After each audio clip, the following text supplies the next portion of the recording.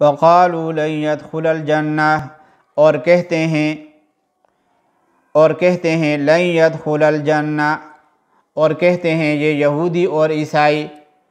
لن يدخل الجنہ، ہرگز داخل نہیں ہوں گے جنت میں، الا من کان ہودا او نصارا، مگر جو ہوں گے یہودی یا نصرانی، تلک امانیہم، یہ آرزویں باندھ لی ہیں انہوں نے، قل کہہ دیجئے ہاتو برہانکم، لے آؤ کوئی سند، لے آؤ اپنی سند، اپنی دلیل، ان کنتم صادقین، اگر تم سچے ہو۔ یہاں سے اس آیت کریمہ سے 5 شکوے اللہ تبارک و تعالی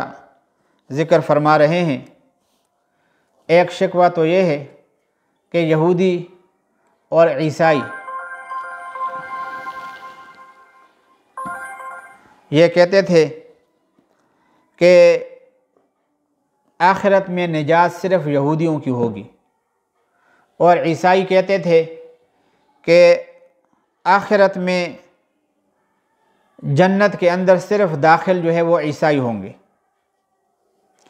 عیسائی حضرت عیسیٰ علیہ السلام کو اپنے گناہوں کا کفارہ اور نجات دہندہ سمجھتے تھے، اور یہودی حضرت عزیر علیہ السلام کو نجات دہندہ سمجھتے تھے اور اپنے گناہوں کا کفارہ ان کو سمجھتے تھے۔ دونوں گروہوں میں سے ہر ایک کا یہ دعویٰ تھا کہ وہ صاحبزادے ہیں، صاحبزادے، پیر زادے ہیں اور پیغمبر زادے ہیں۔ ایک اپنی نسبت عیسیٰ علیہ السلام سے جوڑتا تھا اور دوسرے اپنی نسبت حضرت عزیر علیہ السلام سے جوڑتے تھے، تو اپنے کو پیغمبر زادے اور پیر زادے اور صاحبزادے سمجھتے تھے، اور پھر کہتے تھے کہ ہم اللہ کے چہیتے ہیں، چہیتے جیسے ہوتے ہیں نا، چہیتا بیٹا، اکلوتا بیٹا، تو یہ بھی اپنے کو چہیتے سمجھتے تھے، اس لیے کہتے تھے کہ جنت صرف انہی کے لیے ہے۔ تو اللہ تبارک و تعالیٰ نے ان کے اس دعوے کی تردید کی ہے کہ یہ صرف ان کی باطل آرزویں ہیں اور حقیقت سے ان کا کوئی بھی واسطہ نہیں ہے، جھوٹی خواہشات ہیں، باطل خواہشات ہیں، اور ان کے کرنے کے لیے اور جو بات یہ کہہ رہے ہیں اس پر ان کے پاس کوئی دلیل نہیں ہے۔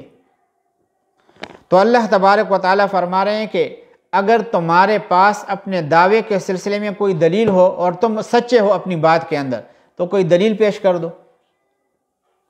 تو دلیل پیش کرنے سے یہ جو ہے وہ عاجز آ گئے تھے اور ان کے پاس کوئی دلیل نہیں تھا۔ کہتے بلا کیوں نہیں،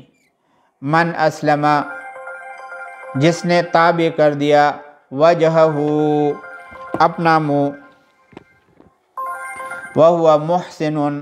اور وہ نیک کام کرنے والا ہے، فلہ اجرہ، اس کے لیے ثواب ہے اس کا، عند ربہ،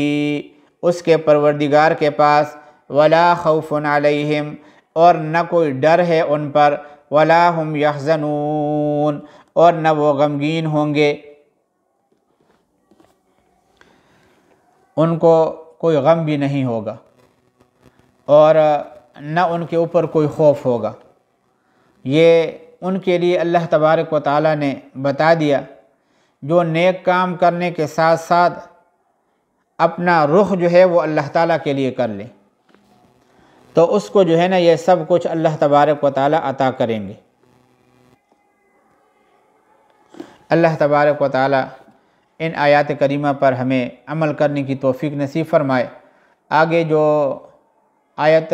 اور رکوع شروع ہوگی اس کے اندر دوسرے شکوے کا اللہ تعالیٰ نے ذکر کیا ہے، جو شکوہ ہے، اور اس کے اندر تثلیث اور الوہیت مسیح کے جو عیسائی قائل تھے، اللہ نے جو ہے اس کی تردید ذکر فرمائی ہے۔ انشاءاللہ کل یہ ہم پڑھیں گے۔ وآخر دعوانا ان الحمد للہ رب العالمین۔